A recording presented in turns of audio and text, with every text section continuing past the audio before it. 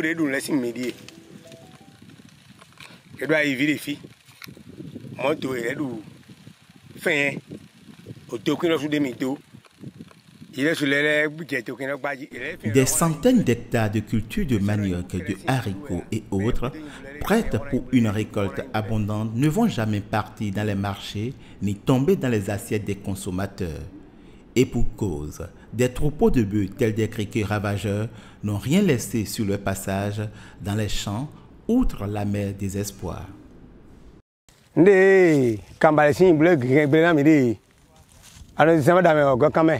Kaka bonu widi donc ay vieux din clé din kaka bon to do din podo fin kwa ibi podin podo dokin kan po mi mo no de pepe de clé ji din bozea ene utu o mi kenkle bo vi mi pedi na kan wa to mesin holo akwekwe ne de fe din oyan gigbo ay vi ohu egbe so mi na gba ibi.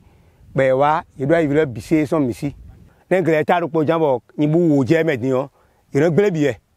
sommes dans la vallée de l'Ouémé et pendant qu'il fait que d'autres contrées traversent la saison sèche, si vous êtes dans la vallée, à plein temps, vous avez de la verdure. Et c'est ça qui, justement,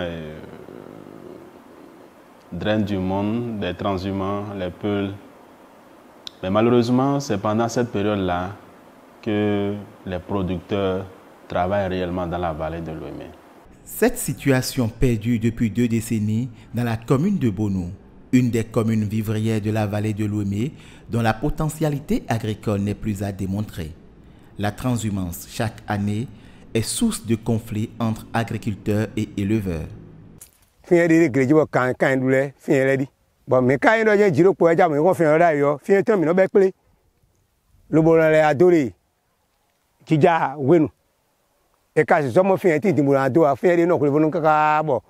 Quand ben night ni kaka fin février fin septembre mars somo de couper de geologie ben fin ti a geja mi na boy khore bana kan bona do. Cho mi na ilo mere na se me do mi yo. Yo no fo yo no ke geologie kan gbele. So le di ton yiri no kan gbele. Les peuls, déjà, quand ils vous voient de loin, ils savent que ce qu'ils font, c'est mauvais et que vous allez réagir.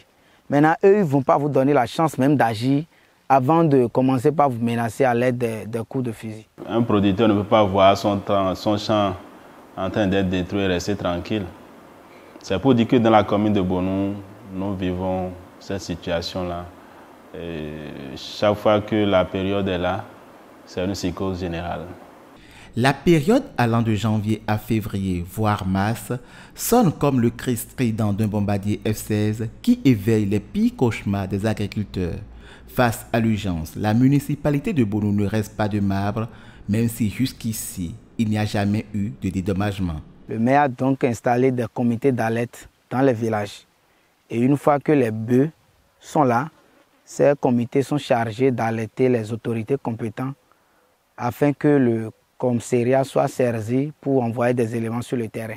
Quand Dogba est alerté, par exemple, et qu'à Niaouizoumé aussi, il y a la présence des bœufs, les autorités ont des difficultés à gérer la situation. Il faut retenir que, à travers les luttes, les batailles qui naissent entre éleveurs et agriculteurs, nous avons eu à assister à des décès, malheureusement.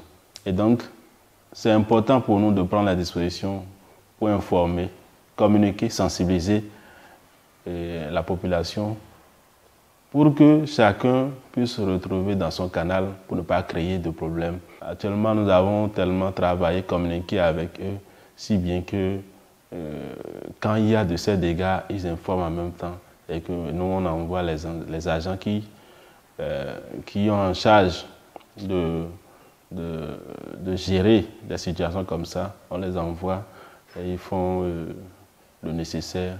Nous avons le projet de Payavo qui fait beaucoup dans la vallée de l'Ouémé.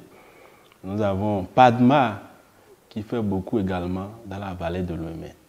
Mais on ne peut pas comprendre qu'on soit en train de faire ces investissements et que dans le même temps, il y a des animaux qui puissent détruire ce qu'on est en train de réaliser, ce qu'on est en train de faire. Donc, il y a nécessité de sécuriser les champs. Un ensemble de mesures suivies de sensibilisation qui participent à la veille collective de la part des agriculteurs de la commune de Bonou. Une veille qui garantit la quiétude et la sécurité alimentaire en ces périodes de changement climatique où les terres sont parfois craquelées et n'arrivent plus à être productives.